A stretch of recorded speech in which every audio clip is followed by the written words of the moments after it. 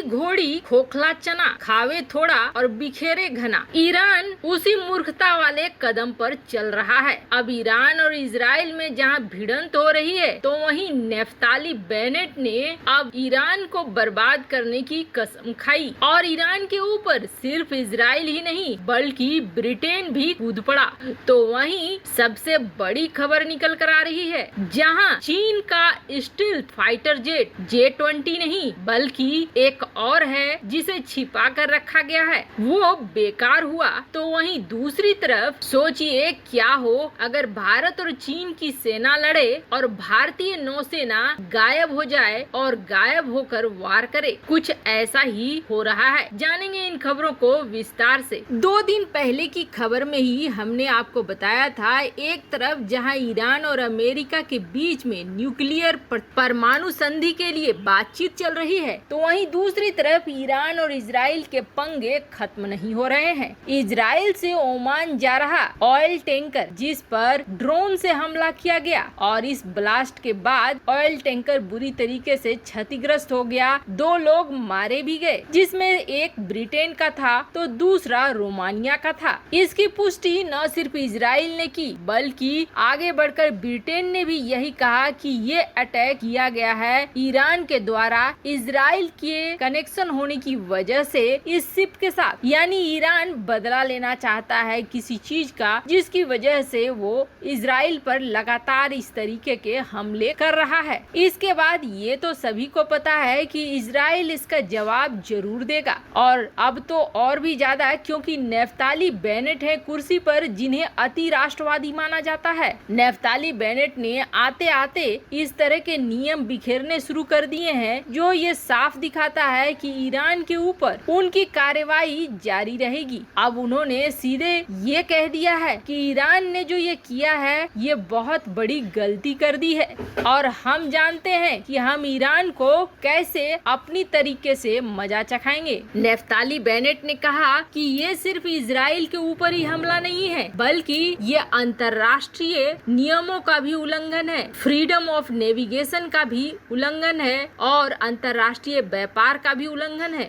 Iran कह रहा है कि ऐसा उसने कुछ भी नहीं किया है, इजराइल सिर्फ ब्लेम गेम खेल रहा है। वैसे आपको बता दें, इजरायली फॉरेन मिनिस्टर यार लपीद की बातचीत हो रही है एंथोनी ब्लिंकन से भी इस बात को लेकर। अब ये तो जरूर बताया जा रहा है कि इजराइल इस चीज का बदला लेकर रहेगा। खैर, वहीं 2 बड़ी खबरें निकल कर आ रही है, एक भारत की तरफ से तो दूसरी चीन की तरफ से। चीन की खबर चीन के लिए बुरी है लेकिन भारत के लिए खुशखबरी है। वैसे तो J-20 को स्टील्थ फाइटर जेट के रूप में दिखलाता है चीन, लेकिन असल में चीन के पास एक और है फाइटर जेट जो है स्टील्थ, जिसका नाम है FC-31। हालांकि FC-31 को चेंगडू ने नहीं बनाया है, जिसकी वजह से पहले चीनी गवर्नमेंट ने सीधे तौर पर इसे प्रमोट नहीं किया, इसके ऊपर पैसे भी नहीं लगाए। इसे एक प्राइवेट फार्म ने बनाया और ये फार्म माना जाता है उन लोगों का ग्रुप है जो दूसरे देशों से टेक्नोलॉजी को चुराते हैं और FC-31 को टेक्नोलॉजी चुरा कर ही बनाया गया। इसे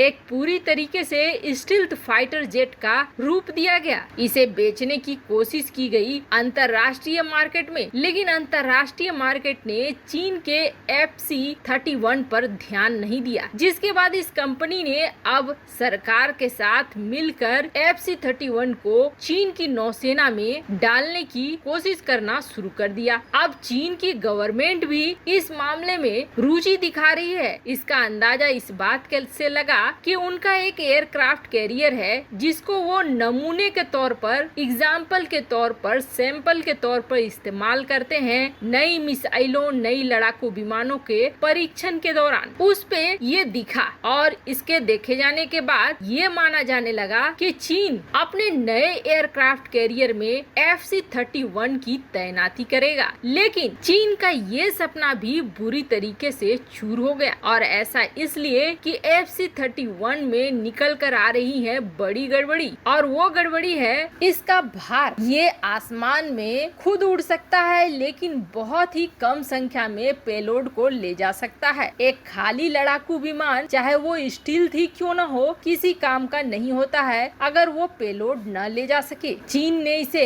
F-35 की काट सोचकर बनाया, लेकिन समस्या इसके साथ वही हो गई है कि इसके बाकी फीचर तो आने के बाद पता चलेंगे। इसके अवगुण निकल कर बाहर आ रहे हैं कि यह पेलोड को ले जाने में बड़ी संख्या में सक्षम नहीं है, जिसके बाद इस स्टील्थ टेक्नोलॉजी को लेकर चीनी कमांडर माथापच्ची कर रहे हैं। तो वहीं दूसरी तरफ भारत की तरफ से एक बड़ी खबर निकल कर आ रही है। भारत और चीन के युद्ध में चीनी नौसेना जो अपने आप को बहुत ही ज्यादा मजबूत दुनिया भर में दिखलाती है और दुनिया भी कहीं न कहीं ये मानती है, उसके लिए भारत की बड़ी चुनौती सामने आ गई है। क्या हो अगर भारत चीन के युद्ध में भारत के फ्रिगेट्स, भारत के जहाज, भारत की इस्तेमाल की जाने वाले हर छोटे बड़े लड़ाकू जहाज सारे इनविजिबल हो जाएं, यानी कि अदृश्य हो जाएं। ऐसी ही टेक्नोलॉजी का ऐलान हो गया है भारतीय नौसेना की तरफ से, जिसके बाद चीन और पाक को बहुत बड़ा झटका लगा है। लेकिन इन सब में असली सदमा अमेरिका को भी लगा है। अमेरिका को तो ये लग रहा है कि अभी तक तो चीन की नौसेना को हम मानते थे कि ये आगे बढ़ रही है, लेकिन भारतीय नौसेना कहीं अमेरिका को भी पार न कर दे। भारतीय सरकार इस कंपनी को अब पूरा पैसा दे रही है ताकि इस टेक्नोलॉजी को जल्द से जल्द विकसित किया जा सके। ज्यूस न्यूमरिक नाम का भारत का एक प्राइवेट फार्म है और ये कंपनी कोई साधारण नहीं है, बल्कि आईडेक्स में ये कंपनी चैंपियन भी रह चुकी है। अब इस कंपनी ने घोषणा की है कि वह एक ऐसी टेक्नोलॉजी बना रहे हैं जिससे भारतीय फ्रिगेट, भारतीय डिस्ट्रॉयर और भारतीय शिप किसी भी रडार या किसी भी सोनार की पकड़ से बाहर हो जाएंगे। अब पैसों की भी मदद चल रही है और भारतीय नौसेना भी इस कंपनी के लिए शिपयार्ड को मुहैया करा रही है। कहा जा रहा है कि ये काफी एडवांस स्टेज में पहुंच चुका है। बहुत जल्द ये बनकर तैयार होकर सामने आ सकता है। चीन के लिए ये एक सीधी चुनौती है। ऐसा इसलिए क्योंकि भारत इस टेक्नोलॉजी का इस्तेमाल करके